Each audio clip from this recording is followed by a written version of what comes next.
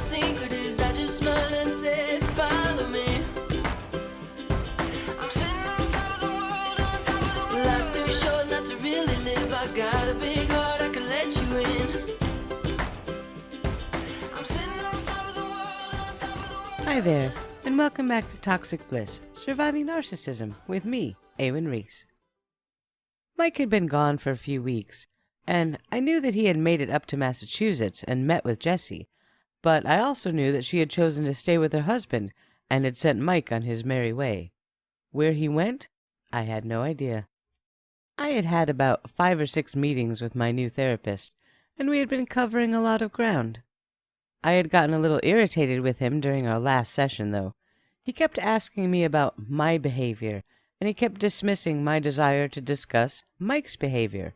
But I was desperate to understand why Mike was the way he was, and why he did the things that he did.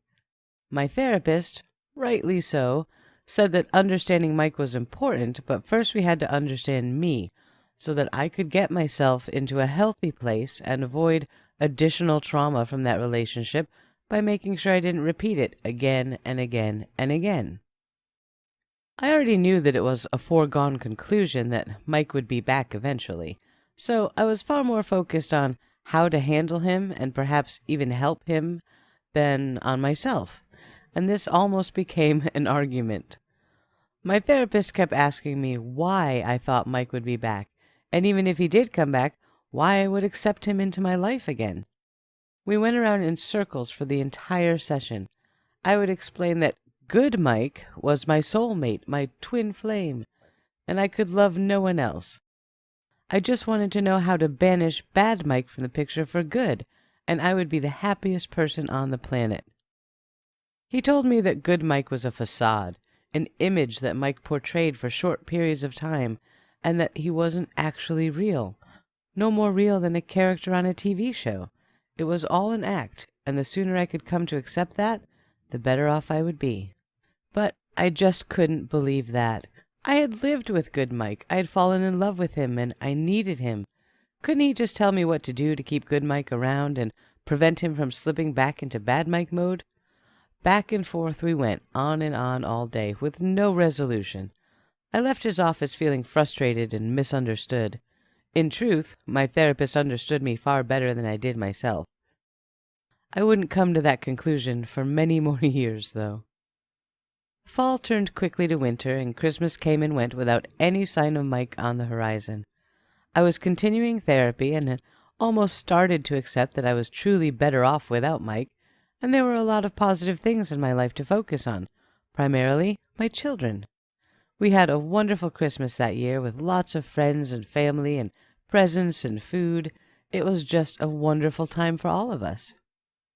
Shortly after New Year's, I had a particularly interesting session in therapy. He had asked me to describe the arguments that Mike and I often had. Now, these fights would typically start with me asking something of him like, it could be anything from, can you put your muddy shoes on the mat instead of the carpet? Or, can you please put down the toilet seat? To the extreme of, you stole money and thousands of dollars from me over the years. No, I'm not giving you more money for a brand new computer. Piss off. That sort of thing. Basically, any comment that Mike perceived as a criticism would begin an argument, however polite or innocuous was its intention. Once offended, Mike would immediately try to reverse the situation by bringing up something that I had done, or not done, to focus on instead of him. For instance, can you please put the toilet seat down? Would instantly become, well, maybe you should scrub the toilet better. It's supposed to be perfectly clean all the time, but you only clean it once a week. How is that fair? When he'd say things like that, I'd stop arguing for a moment to try to process what he had just said. Most often, it never made any sense or wasn't even remotely related to the topic at hand. He would invariably turn any argument around so that I ended up defending myself instead of discussing whatever had originally began the conversation. Anytime I would try to bring the discussion back to the point, he would just throw up his arms and say, "There you go again. You always want to blame me for something instead of taking responsibility for yourself." he would always accuse me of doing whatever it was he was doing. And that would bring on such intense frustration that I would just start crying and give up. You simply cannot have a productive argument with someone like that. But these talks would mess with my head so badly that I was never really sure which way was up. For these types of discussions, my therapist suggested using a lot of I feel statements as opposed to when you blah blah blah. For example, I should say, I feel unappreciated sometimes, as opposed to, you never even say thank you after I cook and clean up after your stupid ass all day. The former is far less inflammatory and could lead to a healthier conversation, even though the latter is what I'm really thinking. He also suggested using a reminder key phrase if things get turned around. Simply say, we can talk about me later, but right now we're talking about X, Y, and Z, to try to keep on topic. We both agreed that neither of these tactics would probably work with someone like Mike, but at least I had them at my disposal now. Another of Mike's famous argument strategies was to play the victim card hard. He would feign outrage over the smallest things and turn it into some trigger from some imaginary trauma he had suffered in his past, and I should know better than to even bring it up. Whenever he would do this, he used a very specific facial expression that bothers me to this day. He would stick out his lower jaw as if he was pouting, but he would leave his mouth open a little bit and breathe heavily. I can picture it so clearly. It was so contrived and fake, and I never fell for that move. I used to think that expression was specific to Mike, until one day not long ago. I was watching Netflix and caught the promo for the documentary called I Am a Killer. As I was watching the first episode, the man they were interviewing reminded me of Mike, albeit a much uglier version with terrible teeth. But there were some similarities there. But there was something in his eyes and his facial expression that I found almost triggering. When that person became agitated during the interview, he did the exact same pouty, jaw forward, open mouth breathing, almost trembling bottom lip thing. I could not believe it. I stopped the video and went back a bit to see it again. I even called Liam over to show him. If you have Netflix, take a minute to watch that episode and you'll see exactly what I mean. I came to know that expression as a clear indicator of guilt and prevarication. I will not ever see it as anything other than that, and I wouldn't be surprised to hear of others who have argued with a narcissist having the same experience. Along with that dramatic look would come a long diatribe about how much he has suffered, how the world has wronged him in so many ways, and how everyone eventually would hurt him in some way, even me. As angry as this would make me, I would stop to consider his words. Maybe I was hurting him somehow. Maybe I was picking fights just to make him pay for his past mistakes. Maybe it really was all my fault.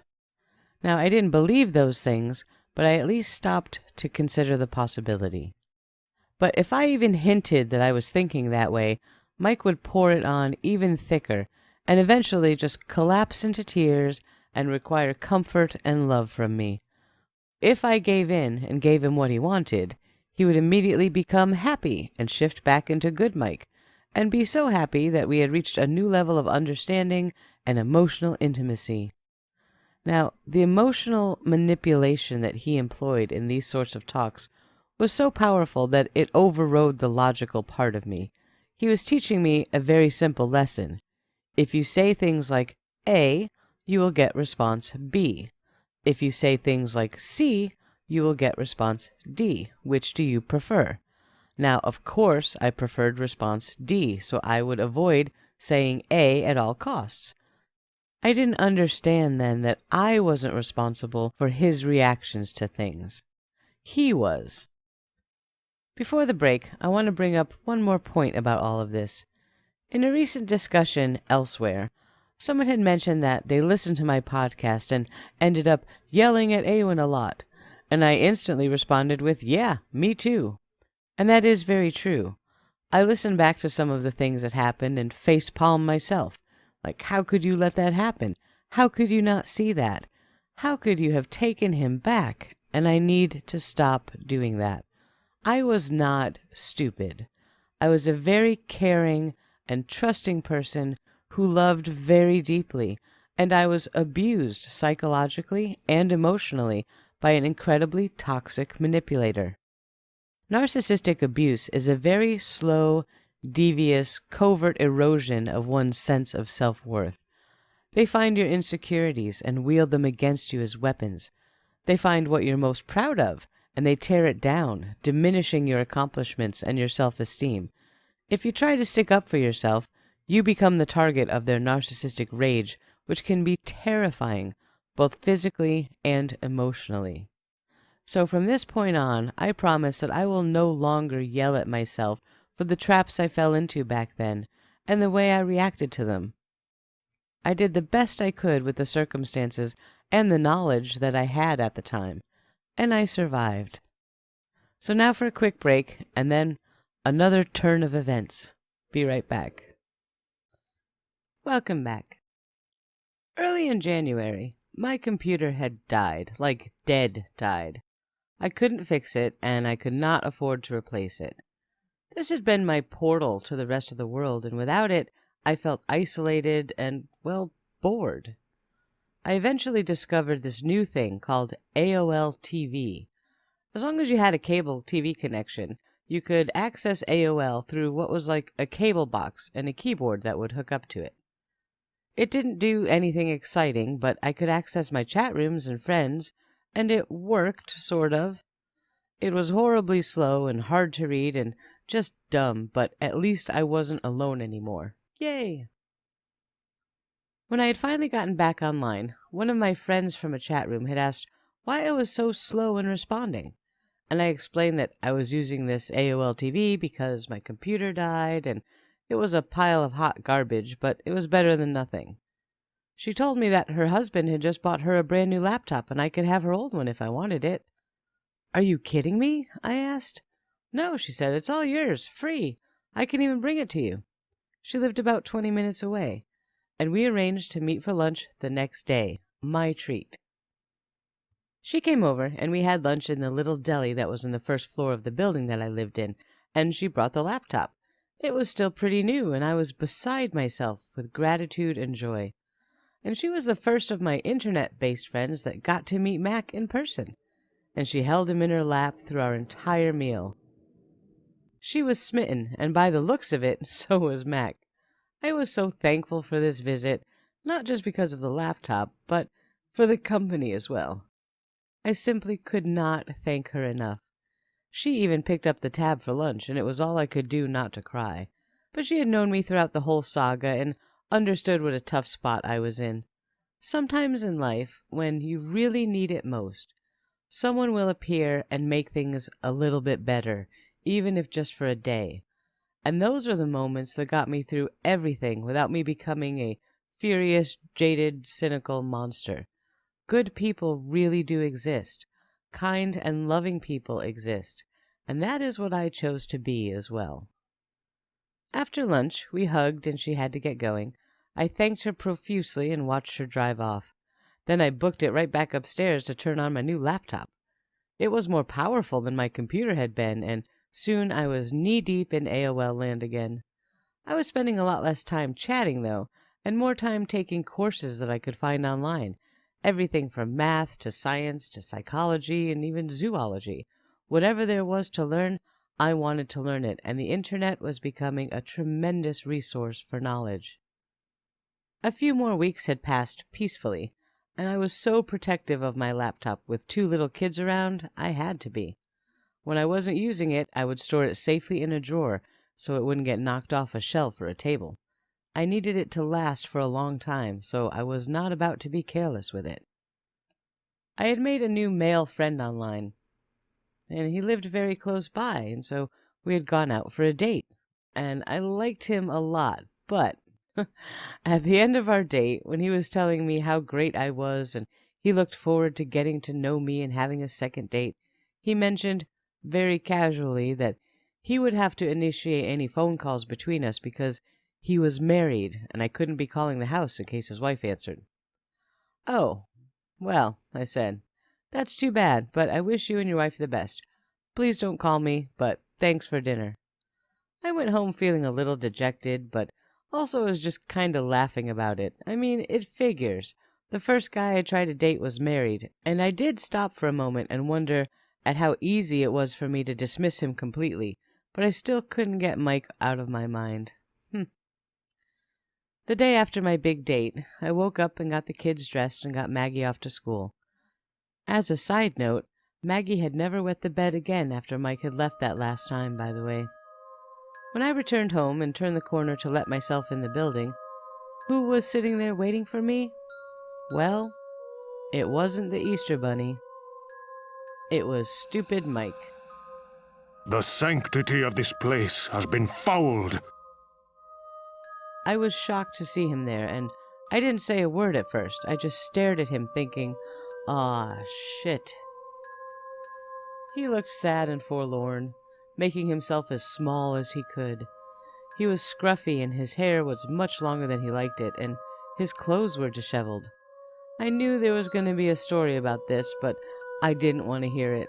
He only had a small backpack with him and an open bottle of Pepsi. He looked up at me for a long time before rising to his feet. I said, "It's cold out. I need to get Mac inside," and I moved to unlock the door. "Can I come in?" he asked meekly. I guess, but just for a minute. He reached out for Mac, indicating that he wanted to hold him and carry him up the stairs. I hesitated, but I did pass him over to Mike. He made a face when I hesitated, a small eye-roll sort of expression telling me that I was stupid for pausing like that. Of course he wasn't going to hurt Mac, duh. Again, never fails to amaze me how much can be said with one's eyebrows. We got inside, and I took Mac from Mike and got him out of his winter coat and hat and mittens and scarf and thermal underwear, and yeah, I was a very overprotective mom. I put Mac in his playpen and turned on the PBS cartoons for him. It was almost time for Sesame Street, and Mac had decided that this was the funniest show on the entire planet, and he would giggle and laugh and curl over in fits of hysterics the whole way. I loved our Sesame Street time each morning, and I didn't want to miss it. "Oh, tell me you don't let the TV babysit him," Mike started, but I interrupted with a "Shut it, Mike." And he did, oddly enough. Perhaps this wasn't the battle he wanted to fight because he knew there was a much larger one coming. "So, what are you doing here?" I asked. "What? No, I missed you? No welcome home? No breakfast?" he said, half joking. I just looked at him, my eyebrows telling him that I was clearly not amused. "I just need a place to stay for a little while, and I thought you might like having me around to help out." Define a little while, I said. With that comment, he figured he had won, so to reinforce his victory lap, he walked over to me and put his hands on my hips as if we were dancing. "Oh, he said, a week or two, maybe a month, or maybe the rest of my life if things go well." He smiled that killer charm smile that suddenly reminded me of a snake. I furrowed my eyebrows and pushed him away from me, gently. I just wanted him out of my space. 2 days, I said, but that's it, and only because it's winter and it's freezing outside. But you make some calls and you find yourself somewhere to go. Call Tina, call your mother, I don't care, but 2 days, and that's it. He moved to me so quickly and scooped me into his arms. "Thank you, honey, thank you so much. You won't regret this, I promise," he said. Oh, he was wrong. I already regretted this. He tossed his backpack onto the couch and looked around the apartment. "Oh, where's our bed?" he asked, surprised. "Bed? Oh, you mean that air mattress? Well, it deflated, so I threw it out. I'm quite comfy on the couch, so there's more floor space without that thing." "Oh, darn," he said. "Well, I can get us a new one." "No, Mike. 2 days and you're gone. We do not need an air mattress. You can sleep on the floor." I had another reason for this decision, aside from all the obvious ones, but the way that I had arranged the living room, the arm of the sofa where my head was when I slept, was the same side that Mac's playpen was up against, and he had figured out how to pull himself up to standing and haul his little butt over the edge of the playpen and drop onto the couch right next to my head each morning. I would pull him into my arms, and we'd lay there and snuggle until the alarm went off. It was our thing, and I loved it, and there was no way I was giving that up. I was feeling really cold toward Mike. I didn't want him there. I was fighting the urge to give in and accept him back with open arms, but I was winning. It was my intention to fully stick to my 2-day rule, and I felt strong. I would definitely be calling my therapist as soon as possible, though. I needed backup. I also had a million questions for Mike, like, where had he been all this time? Where was all of his stuff? And was he still talking to Jessie?